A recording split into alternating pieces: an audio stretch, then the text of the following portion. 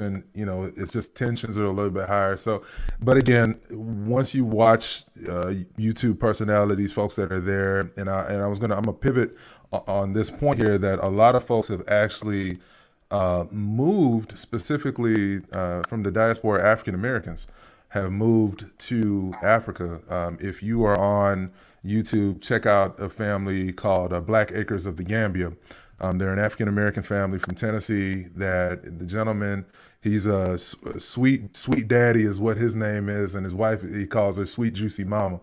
And their entire, well, not their entire family, but them two, and they're in their late 50s, and like they have several children, have moved over to Gambia and literally bought a whole bunch of acres of land out there, and they're creating this. I don't want to say Wakanda, but just they call it Black Acres of the Gambia, where they're like literally going to build up the Gambia using the local community to do it. So it's not like they're just coming in and saying, "Hey, we're African Americans, we're taking over," but they're actually hiring the locals that are there. Of course, buying a bunch of land helps the economy of the country, but they're really literally coming over there to build some business.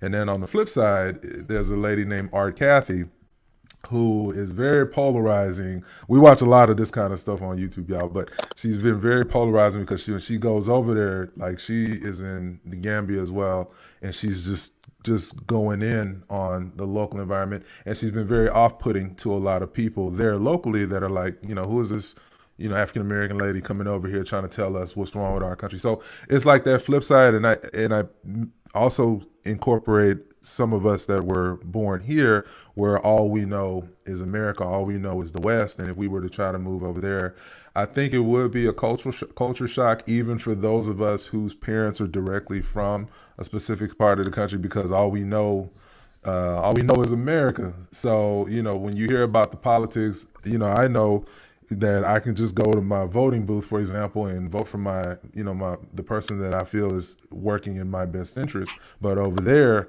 they might, it might be a situation where you might be forced to vote for one particular party or the other, because that's what everybody else in your particular community, your particular tribe is doing. So politics are just a little bit. What'd you say?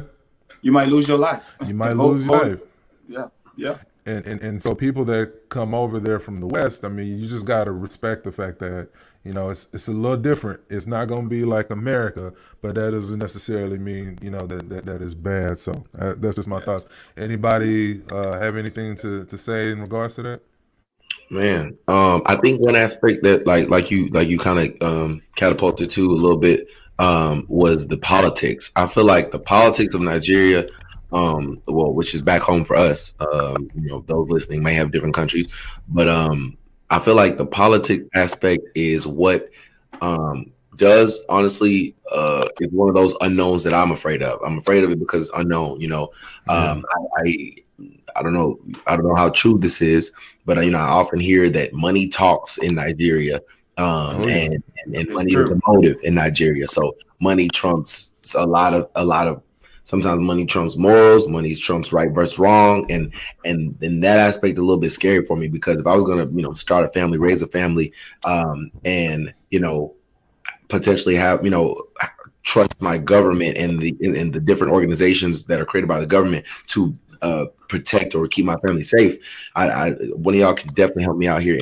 Actually, I remember that recently we all heard what was going on with the Stop SARS situation, where basically there was a government group that was stopping and kind of harassing the youth, and if not killing some youth and doing a whole bunch of other crazy things.